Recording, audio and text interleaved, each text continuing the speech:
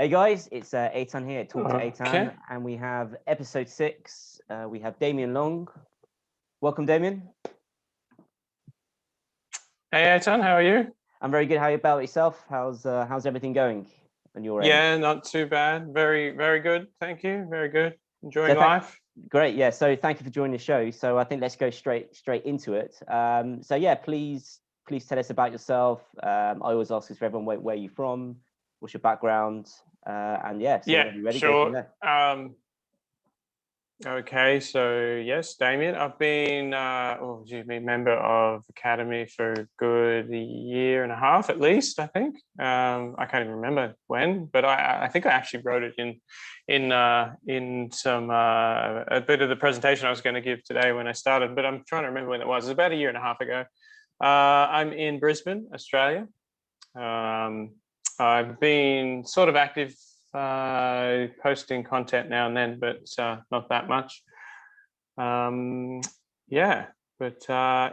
I decided that I wanted to sort of pass on some knowledge, and it's probably something that led me to the Academy and to Aphro-D and why I am here. So that's why I'm here. Yes, that's great. So yeah, please tell us more about that. I mean, how did you find, even though I don't always necessarily start with the Aphro-D aspect, how did you actually find Aphro-D in the first place? Like what led you to find it and what led you to try it? You know, it's funny because I can't remember exactly what it was. Now, whether I stumbled on an ad online or perhaps it was reading something, but somehow I did stumble on it. And I stumbled on it in my frustrations of what I was going to talk about tonight. And I tried it thinking, oh, well, you know, I'll try anything once. And wow, I got a shock because it actually works. It works amazing. And that sort of got me hooked. So yeah, that was the beginning. And I think a good year and a half ago, there wasn't that many members, but now we've got quite a few more. So that's amazing. It's really good. Yeah, 100%. I mean, I always tell, the last couple of videos, I tell people who are watching us that everything it's said is completely unedited. And so whatever you say is whatever you say, even if you say you've had a terrible experience, good experience, it doesn't matter. So just to let everyone know that this is 100% raw footage. So whatever Damien says is off his own back. We haven't been planning this. So, but let's go right back to the beginning now. So you said you accidentally stumbled upon it, but what was the root of it? Like, what were you searching for? Like... So I'm going to talk about an interesting topic tonight. So it's tonight for me, it's today for you. Right. I am going to talk about the less talked about topic of vasectomy. So what is that? Not people what that means. So what does that mean? All right. So for those who do not know, vasectomy is the snipping of what is called the vas deferens, which is the tube between your testes and your prostate. And it is done as a form of contraception. It's probably the most common form of contraception used in the Western world. And eventually, I think every man considers whether or not they should do that. It usually comes about when, you know, guys, if he wants a family, he has kids, whatever he's doing, or, you know, he may not, but at some point, I believe most guys in the Western world will consider this, as I did. So what made you? So what was the cause of what made you want to do it? Look, I'm fairly open about this. So I had a partner some years ago, and she fell pregnant. So for me, it was, well, when I say I had a partner, like we'd just met. We literally started dating, and she'd actually gone on the pill, but the pill, you know, is not really good at all. My opinion of the pill as a form of contraception is, you know, you're messing with female hormones. Most pills are a basis of progesterone. You're increasing progesterone in the body to upset the balance, and that makes the womb uninhabitable, I guess, for an egg. But at the same time, you're messing with the body. and it messed her up pretty bad. And she just got to the point when, you know what, I can't do this.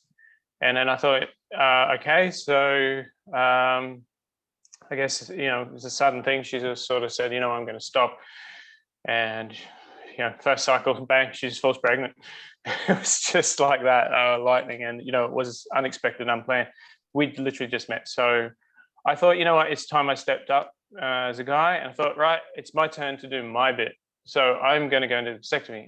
And previously I thought about this because I guess my previous partner before that had said to me, like, she didn't want kids, and she said, I don't want to go on the pill, and I think you should go and get a vasectomy. And I was like, no, I'm not going to do that, because what is that going to do to my body?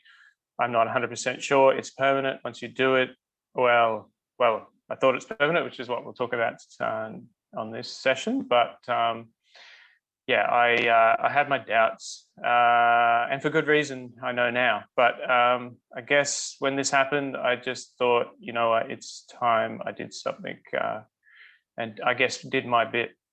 Is it very easy to get a vasectomy there? Like, what's the process? Yeah, it is. And, you know, I think in the Western world, so, you know, you talk sort of Western world, you're talking US, UK, Australia, vasectomy is promoted as the amazing magical solution for contraception, where guy just goes and gets a simple little operation. I mean, literally it was done on a table in half an hour. Wow. The local anesthetic, and it's just how long was the consultation? How long was the consultation and everything? Well, I had an initial consultation. That was probably, I don't know, 40 minutes. Oh wow. And actually, this guy was interesting. He was quite young that did it, and he just said, "Hey, like, come in." Like, cool, and sat down. And I said, "Look, here's my usual questions. You know, is this going to happen? Is this going to happen?" Oh, you'll get fed the same story by most people in the medical profession. It's completely safe. It's 100% great, and you'll have no complications. And it's a simple procedure, and you don't have anything to worry about. And that's what I was told. So you had you thought about it. You had the vasectomy, which is quite. How long was the whole process from this having the consultation to the operation? I guess, is it like weeks, days, months? No joke. He sat down. He said, "Do you want to do it now?" Oh wow! Like, really? after the consultation. Wow. And I went, "Well, okay, you've convinced me. I'm going to do it." And he just literally did it there. That day I'll never forget. It was the 27th of February 2018. And it changed my life considerably. So let's move forward. So you had a vasectomy, and how were you feeling after you had it? Like yeah, tell me about the symptoms or what was happening. Okay, so maybe this is a good time. Like, I prepared a little presentation. Yeah, sure. So let's see how this goes. I'm going to try and share my screen in the wonderful world. Okay, we should be seeing my screen now. Yeah, I see it. Okay, excellent. So. Look, I'm just going to run through this presentation. I'll try and keep it brief, but this is the summary of my life since 27th February 2018. So, topic vasectomy. So the symptoms that I got from that vasectomy was lowered libido, ED, or erectile dysfunction, and funny enough, pain. Pretty serious pain by the time I did something about it that actually worked. So I've got there in brackets post 8 weeks, and I've done a bit of a timeline here. So what you're seeing here is pretty much my life story between February 2018 and February 2020, so 2 years. So, you know, at the 8-week mark, so I got it done 27th of February 2018. Nothing changed. Look, I'll admit, I have always had a pretty high libido. And that was, you know, it was just always part of my life. You know, as I got older, nothing really changed from my 20s, and I always was, you know, super fit, energetic, had no issues in life.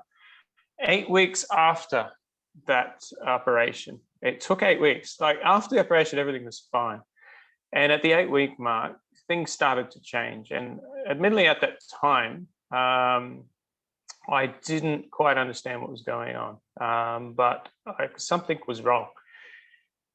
And I went to see my GP, which is a general practitioner, or in the US they say MD, a medical doctor. And thankfully, I got a really good GP. And she was listening to me, and I said, look, this is the symptoms I see. Yep. Yeah. So so I went to see my GP, and she was actually she was so sympathetic to what was going on, and I'd said to her, look, these are the symptoms I'm having. I'm having erectile dysfunction. Never experienced it in my life. My libido was usually through the roof, and it had changed. And I said, why? And she's like, well, you know, what's happened in your life? And most people you talk to about this will just go, you know, you're just getting older. I mean, I'm 43 years old. And, you know, you're kind of getting into that age where people go, you're just getting older. But she was like, oh, well, what's happened? And I said, I had a vasectomy 8 weeks ago. And she's like, okay. And she said, well, you know, there's a lot about medicine that we don't know. She said that should have absolutely no effect whatsoever. But she did say, well, let's get your total testosterone checked. I think we checked a few things. We checked SHBG, or sex hormone binding globulin, which for some, I don't know where we're at with people and what they understand, but that's essentially... We can assume that no one knows anything okay. about all this stuff yet. So SHBG is a globulin in your blood that will bind to testosterone, making it unavailable within your body for what you would call, I guess, biological purposes. There's a multitude of things that testosterone does in your body. But, you know, it's probably, you know, for those that do their bloods, especially in this group, there's a lot of people that do. I regularly get my bloods done just to know where I'm at, although I haven't done it for some time now, and I'm probably overdue. But anyway, we checked a lot of things, and you'll see that in May, I got that first result. It came back around the 300 nanograms per deciliter total, and I had that done in the morning when I should be at my highest. Which, to be honest, is dismal. It's, you know, it's kind of where I should be when I'm 80, not when I'm 40. So funny enough, most people will just, you know, I don't know what, you know, those that have had their bloods done will understand. Most talk about a range. As long as you're within the range, they will call you normal. Yes. But that range is generally around the 300 mark as the lowest point, up to the highest of around 1,000 to 1,100 nanograms. So to say I'm normal, well, yeah, I was 300 on the edge. But at 40, and considering what I used to be like, I was not happy or impressed with that result. And I was convinced that something had happened. So I continued to, I guess, badger my GP and say, look, something's wrong. And she said, well, your values come back normal, but yes, it's very low. I said, well, look, this is not how I used to feel. And she said, all right.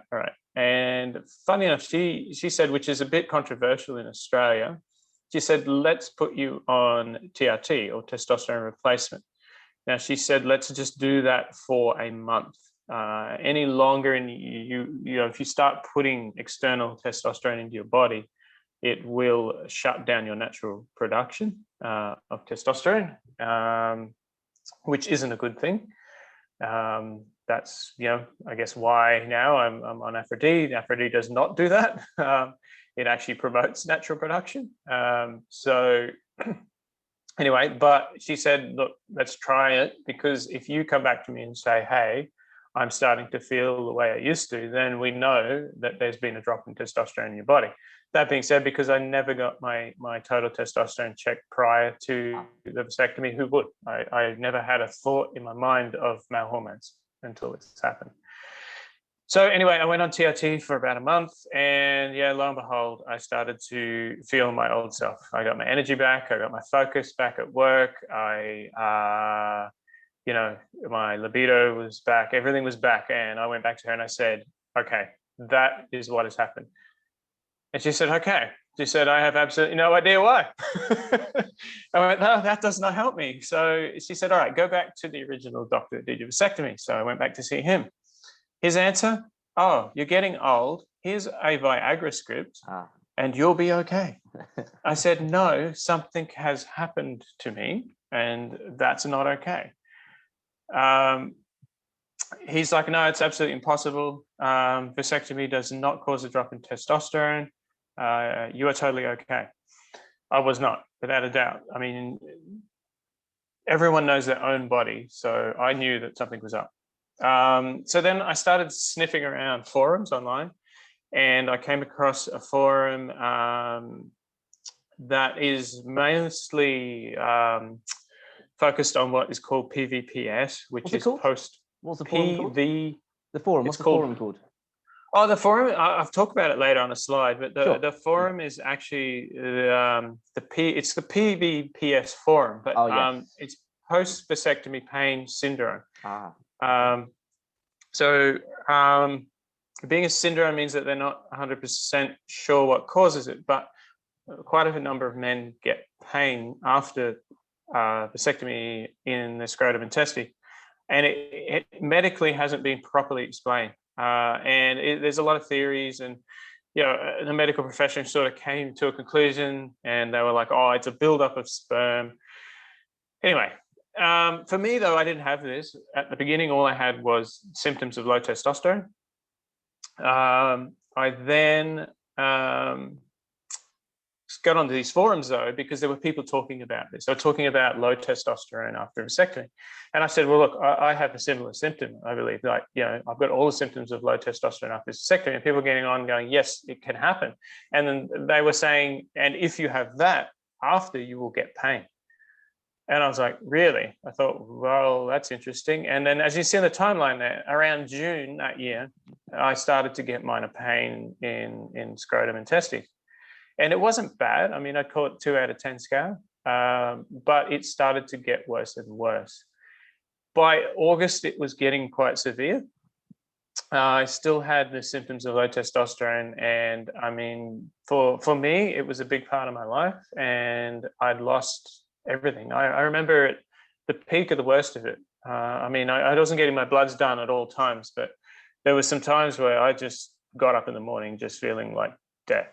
So within 6 months, you were in quite a lot of excruciating pain. Yeah. So I had the pain, and like I remember once I tried to climb a mountain, and I got about halfway up. Like I regularly go out, climb stuff, do whatever, hiking, and it's hiking up this mountain. I got halfway, and I literally was passing out. Like I was sweating, like panting, and I just couldn't understand what was going on. I actually had to turn back. I could not get up there without passing out. And I thought, this is really, really bad. And I got really depressed over this. I could not get an answer. Everyone I went to see. So I started just seeing specialists. I went to endocrist. Endocrist is a person that specializes in male health, reproductive health. And I explained it to him. I got the same answer. You're getting old, and here's a Viagra prescription. Go away, you'll be fine. And I was like, this is ridiculous. Funny enough, the people on this PVPS forum talk about this, that all you will get from anyone in the medical industry is that it's all in your head, you're getting old, go take some Viagra and go away. I didn't give up. I just kept going. I kept looking for a solution. Now, a lot of people in this forum talked about reversal, what is called vasectomy reversal. So that is where a microsurgeon will actually sew back the vas deferens, the tube that pushes sperm into the prostate, and essentially reverse what was done. Was that the only time it occurred to you to start thinking about the reversal? Did you think about during that 6 month period that maybe I should have a reversal, or did it not occur to you at all? It did occur to me, but I mean, enough. When you think about this, enough damage. Invasive surgery, gone into probably one of the most delicate parts of the male body, and do I really want to go back in there again? Yeah. And funny enough, every bit of research I did, I mean, I trolled medical papers constantly. I always gave myself a biochemist degree in trying to understand what had happened to me. Yeah. And what I got from it is that really it shouldn't have solved anything if I got a reversal.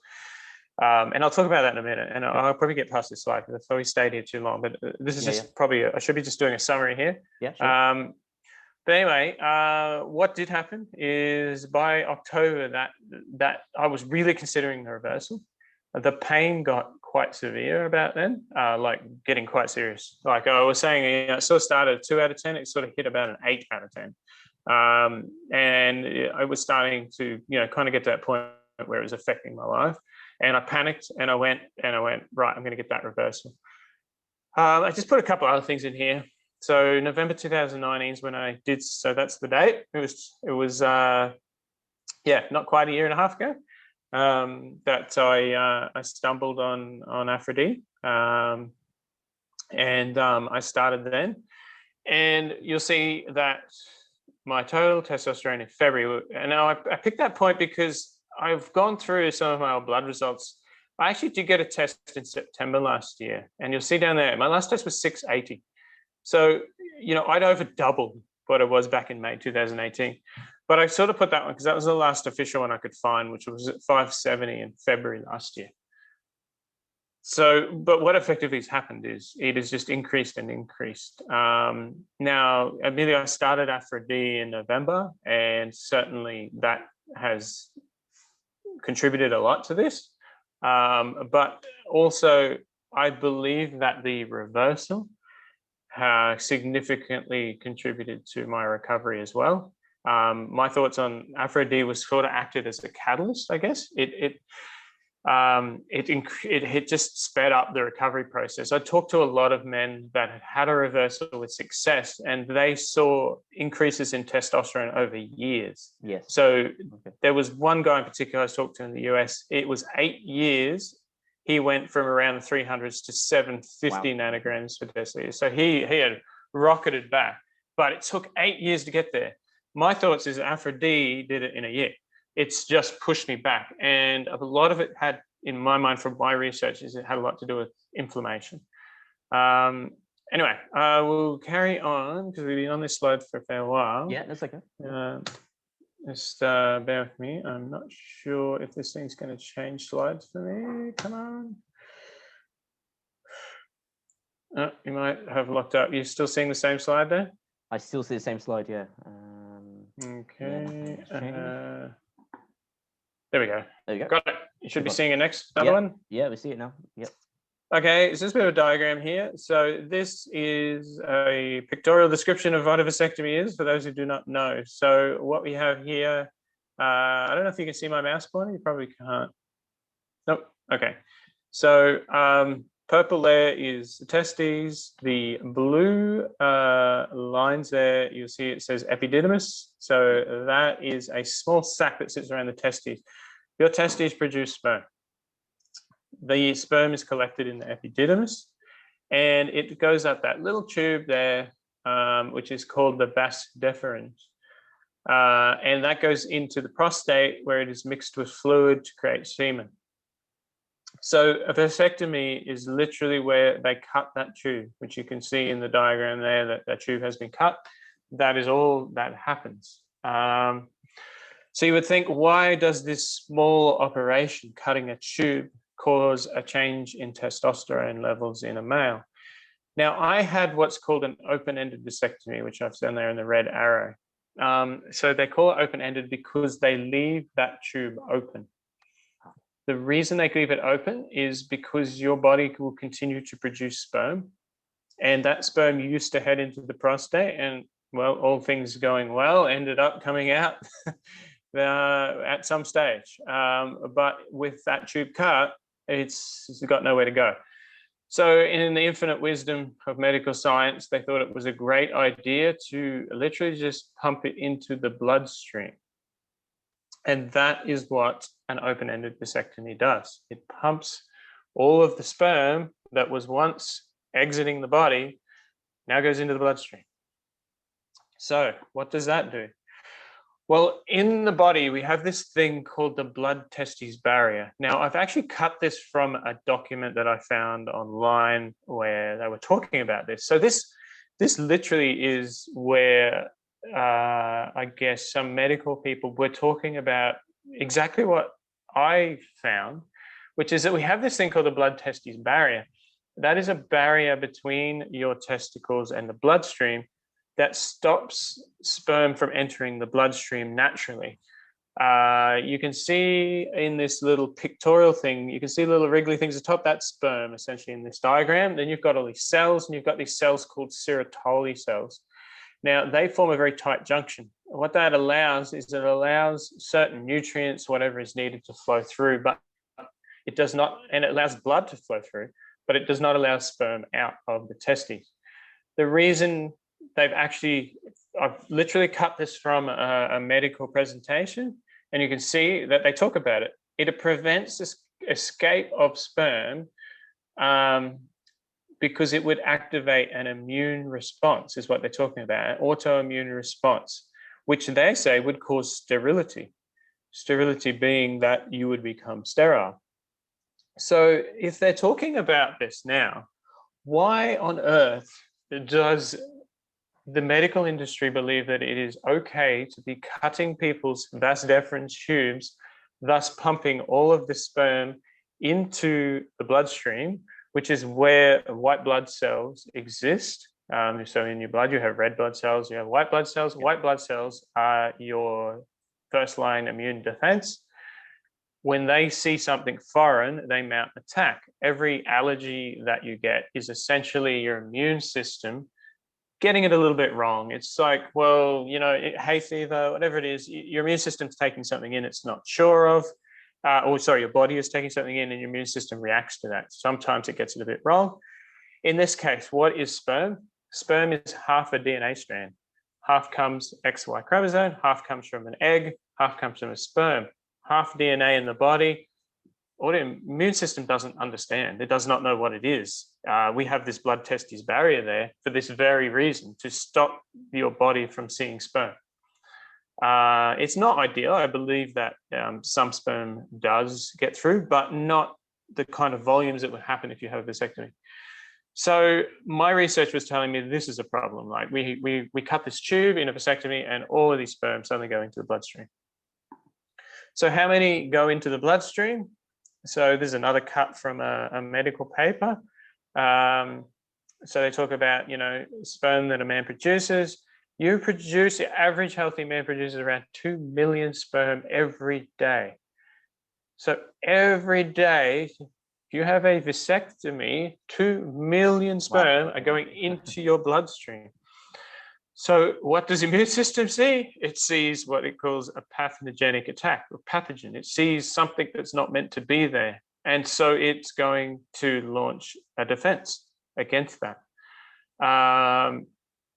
Now, what's probably interesting about this is, okay, so does the immune system react? Yes, in every male. From my research, it does. Then why did this happen to me? Why did I get symptoms of low testosterone and not others? So many men have previously had a vasectomy and had no symptoms of low testosterone. I understand from it is that every man is different, and it's a bit like, why does one person get hay fever and another person not get hay fever? Because all of us have a completely different immune system. Unfortunately, in my case, my immune system reacted very, call it aggressively, to sperm.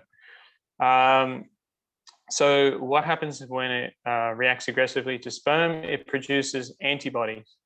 Now, antibodies are essentially, they call them anti-sperm antibodies because they're anti-sperm. They know they exist. I have done my research, found this in the process of this, and I have asked to be tested for antibodies, as in, is my body producing antibodies against sperm? And it came back with a positive result. Wow. So my body had seen the sperm come from the vasectomy, and it had produced antibodies. The antibodies, as you can see in this diagram, will attach to the sperm, and they try to disable it because they see it as an attack on the body. What does it look like under a microscope? That is the image on the right. That is antibodies attacking the sperm under a microscope, and it forms huge globules, which are called granulomas. Now, if you do your research on vasectomy, a lot of people will talk about granulomas. Funny enough, my father's had a vasectomy. And he said to me, I used to get lumps in my testes after I had a vasectomy. I went to the doctor and he said it's a granuloma. He didn't know what a granuloma was. The doctor said, you've got granuloma. Now I said, Dad, you know what a granuloma is? I said, it's antibodies attacking sperm and building a big clump like on the right, which builds a ball, like a ball of, like, he could feel them. And he said, oh, I used to just squish them. And I said, really, Dad? And he goes, yeah. He said, I just get them out of the way. Funny enough, when they talk about vasectomy, they say, when you have a vasectomy, we do an open-ended. So the sperm go into the body, into the bloodstream, but don't worry, because your body absorbs them. That's as far as they go. It absorbs them. So what does absorb mean? This is what absorb means. Your body produces antibodies against it. Immune system produces antibodies which attack it, like on the right, and try to break it down. Now, it's like your body is just going to overdrive. 2 million a day are going into your body, and it's trying to deal with this. Now, in my case, what I believe happened is that this attack got as far as into the testes. Now, the testes is where you produce sperm, so it's gone to the source, and it is also where testosterone is produced. And so it is attacking essentially testes because it's producing it and causing what is called, I guess, medical orchitis. Orchitis is inflammation of the testes. So I'll talk about that a little bit, but I'll just go through this quickly. This is my bloods. Like I said, I couldn't find my latest, but this was February 2020. Okay. So you can see what I wanted to show with this. As you can see, this is my blood results there was 4 tests. I've had a 5th test that's higher. You can see my test in January 2019. Yep. So I had the reversal in, was that October 2018? So a few months after, I was still very low. I was 11.2 nanomoles. Now you can see a reference range on the right. So the reference range is where you should be for a normal range. And you can see 11's on the bottom end. Like I'm literally just about off the scale. But what I wanted to show this is because if you watch, this is post-reversal. So after I reversed the vasectomy, so the sperm is no longer going through the blood, it is back where it should be going in the prostate and getting ejected from the body through ejaculation. You can now see that what was happening is my total testosterone was rising, and it was rising gradually. Now I've put a little arrow there where I started Aphro-D. You can see it sort of was sitting around the 15 nanomoles, and then Aphro-D, bang, I'm around 20. Now I believe I'm up near 26, 27 was the last check. Okay. I'm sorry, I can't find where that result is. Okay. And I haven't been tested in some time, and I would, judging by my own thoughts on it, I'm probably even higher again now. Anyway, that's just to sort of show what was going on. I just want to quickly go through, nothing's good without proof. I actually have 2 medical papers here. That I wanted to just quickly run through a couple of topics in there. One's infertility in mice after unilateral vasectomy. So what is a unilateral vasectomy? Oops, sorry, I have just messed up. Just bear with. Let's continue. Okay, so I just want to quickly go through a couple of medical papers, just because I want people to understand that this is real. It does exist. So they do a lot of experiments with mice. This is an experiment with mice on vasectomy, where they're doing what's called unilateral, which means that they only snip one of the testes and leave the other one intact as a control. Interestingly, what they found with this is that just snipping one, whatever went wrong with that one would also go wrong with the one that was okay. So I've just highlighted some things here. So unilateral vasectomy. So this is about fertility. It was why they did this. There was concerns around fertility and about anti-sperm antibodies. So what I was talking about before, these things that would attach to sperm. They took 36 male mice. They formed 3 groups. They formed one where they vasectomized one testes, They did another group where they removed one testy. That is called orchirectomy, I think. And they did another third group, which was a control group, where they did nothing to it. And what they found was that the group where they vasectomized the mice, so I'm just going to bring this up. And can you see my screen now? Yep. So this little table here summarizes it. There's no table. Can you see that? No, not yet. No table coming. Okay, what have you got there? Just run through this very quickly. Yeah, let's go. Yep. Okay, so what we are looking at now is the medical paper that they've done, the vasectomy on mice.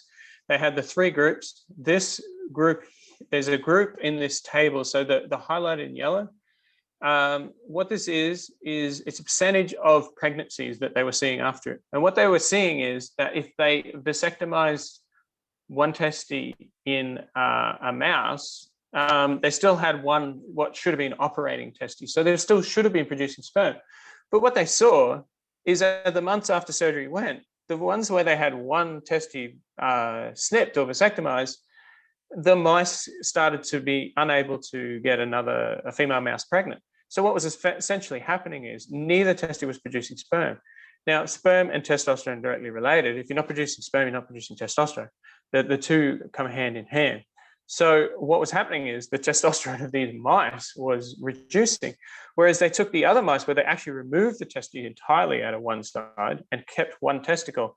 Those mice still could get a mouse pregnant, no problem at all, no issues. So what is interesting, I guess, with this is what they were trying to prove is that vasectomy can really, I guess, affect the operation of your testes, because they could literally remove a testicle and a mouse could still get another mouse pregnant, but you vasectomize one side but leave one side intact, and they couldn't do it anymore. So there was clearly a very serious effect. Now, how does that relate to testosterone? Well, there's another one I'll just briefly go through. In Africa, they did similar with the rats. So they vasectomized one side only and left one intact. And what they found was that the rats' testosterone significantly reduced. So this is probably hard to see, but this arrow here points to time. So there's 4 groups. Group 4 was non-vasectomized. You can see this the table, there's just on the right where this red arrow is, is total testosterone. So the non-vasectomized had an average of 1.33 nanograms per mil. And what they saw is when they vasectomized one side only, the testosterone of those rats reduced over time significantly. And the images here that you can see are actually a cross-section through the testes. And what it says is, so the top left is the control, where you see healthy cells in the testicle. And then you have groups 1, 2, and 3. Now, group 1, which is the top right there, is after 6 months, I think, after vasectomy. And you'll see the cells are actually breaking down. They're actually being destroyed. So what this is saying is that vasectomy actually causes damage. It's an unfortunate thing that is not explained, I guess, in the medical industry very well.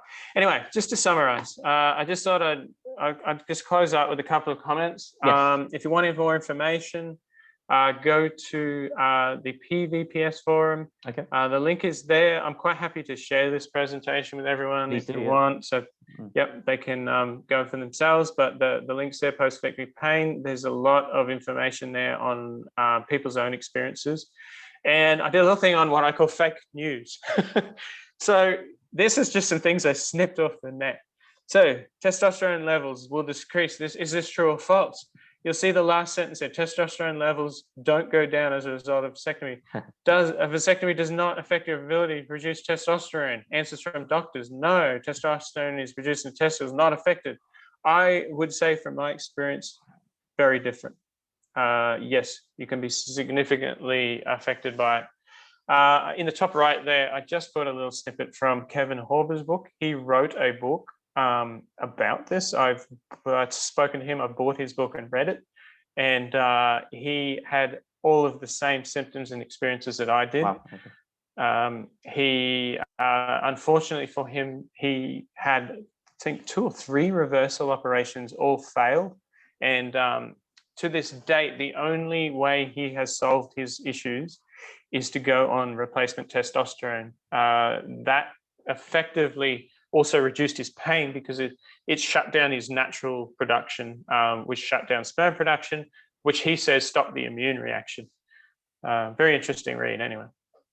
I mean, we've definitely opened a can of worms, and I could definitely ask another 1,000 questions because there's so many aspects to this. But what I would like to ask you is what, just a few things just to wrap it up, is first of all, what would be, you think, is the best alternative to a vasectomy? What should a man, if someone's thinking about this, what should a man really do? I think from a contraceptive point, it's difficult. Funny here, I guess I got very passionate about male hormones and female, I guess, and reproduction after this experience. It's probably the most traumatic thing that's ever happened in my life. I think my thoughts on it, and it's only my own thoughts, and it not necessarily reflect on others. There is only one non-hormonal form of contraception out there. Excuse my phone for a sec. Okay. And that is there is and it's, I guess, for the female and not the male. For the male, our only real options for contraception is vasectomy.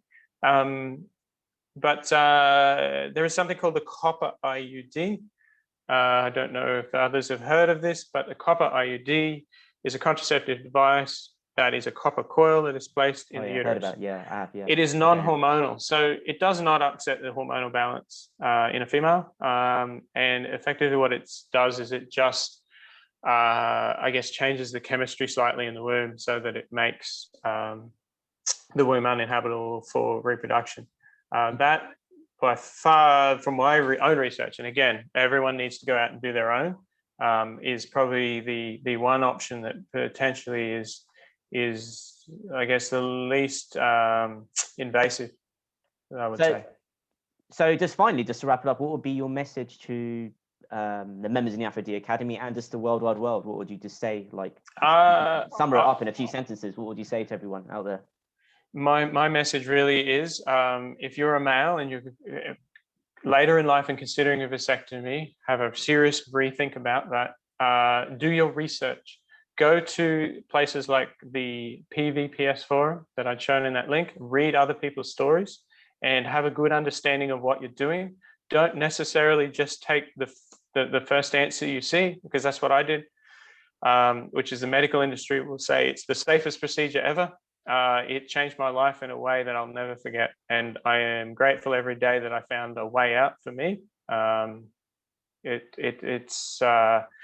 Honestly, for me, it was a lifesaver. But looking back, had I done my research, I may not have had to go through all of this.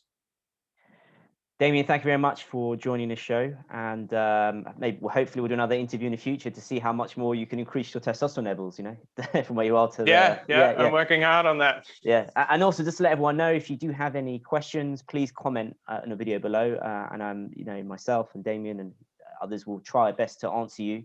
And we'll also put those links down below. So great. Thanks a lot. And I'll see you next time for the next episode.